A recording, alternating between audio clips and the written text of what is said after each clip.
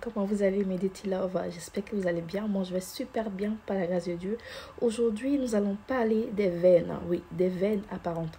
Il y a des personnes qui se gênent, mais pourquoi on a des veines? Pourquoi si cela? Est-ce qu'il y en a des produits pour enlever les veines? Les questions sur des questions tout le temps qui viennent dans mon inbox. Franchement les mamans, on verra tout ça ensemble. Je vais mieux expliquer les veines que nous avons tout le temps, sur les mains, entre les mains, derrière par exemple, entre les cuisses ou soit derrière le genou. Ce sont ces parties qui sont vraiment très fines. Donc du coup, je vais mieux vous expliquer dans cette vidéo. Donc restez branchés. Et si tu viens à peine d'arriver sur ma chaîne YouTube, bienvenue chez Dirty Glams. N'oublie pas de juste liker ou soit de t'abonner sur ma chaîne YouTube. Comme ça, tu vas rien rater du tout. Ici, le temps, ça parle la langue des anges, effectivement. Donc, on parlera de tout. On parlera des veines et on verra très bien les veines et les varices. À ne pas confondre. D'accord, les mamans? À tout à l'heure. Les veines visibles sont un problème auquel beaucoup de femmes enceintes et les femmes qui s'éclaircissent la peau font face.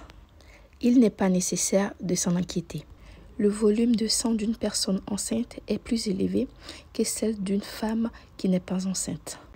Et les vaisseaux essaient de s'adapter à cette augmentation dans la quantité de sang.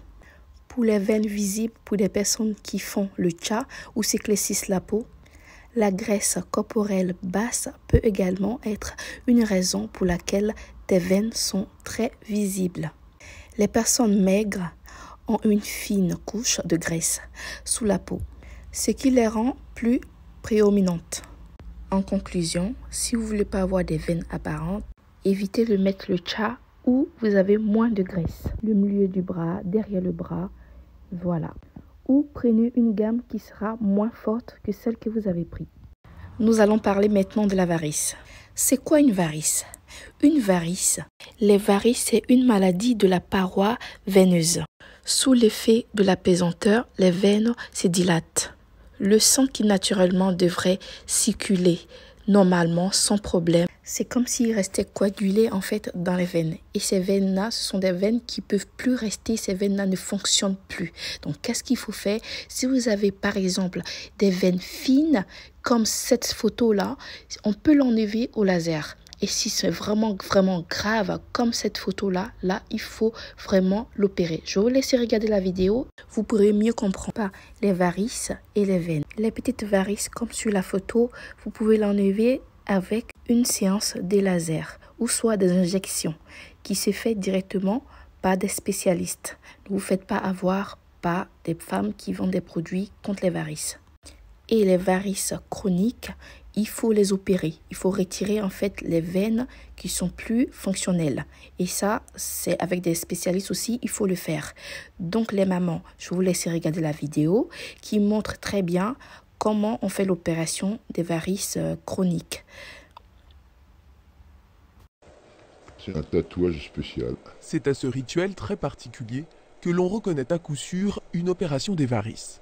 Parce qu'elles ne sont visibles qu'en position debout, le docteur Jean-François Hull dessine au feutre les varices qu'il s'apprête à retirer. C'est pour avoir le maximum d'informations, c'est-à-dire en fait toutes les varices, qu'on les voit bien, qu'elles soient bien visibles. Donc si je veux les enlever, j'ai intérêt à bien les repérer et à ne pas en laisser la moitié.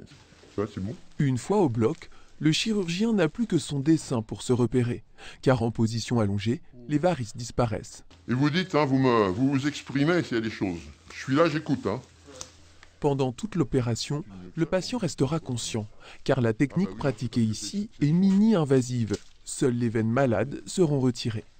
Le chirurgien utilise une anesthésie locale originale. On l'appelle la tumescence. Il injecte sous la peau du liquide qui va comprimer la veine et jouer ainsi le rôle de garrot. Donc je vais inonder toute cette varice avec du liquide. Ça va complètement écraser, affaisser la veine et la vider de sang. Grâce à cette anesthésie, le patient ne saigne pas. Le chirurgien, lui, gagne en visibilité.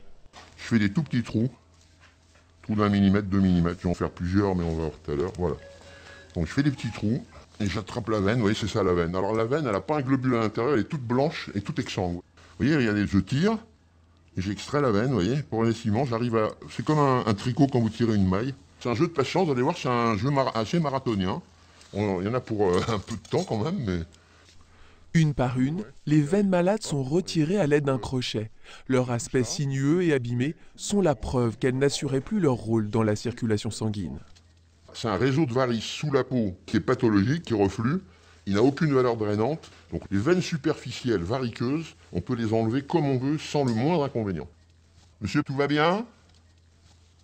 Vous sentez quelque chose ou pas? J'ai presque fini et c'est un super travail. La présence du patient est cruciale. J'espère que cette vidéo vous a plu. Je vous dis à très bientôt et que Dieu vous garde. Bisous, bisous. Je vous aime très, très fort. Bye bye.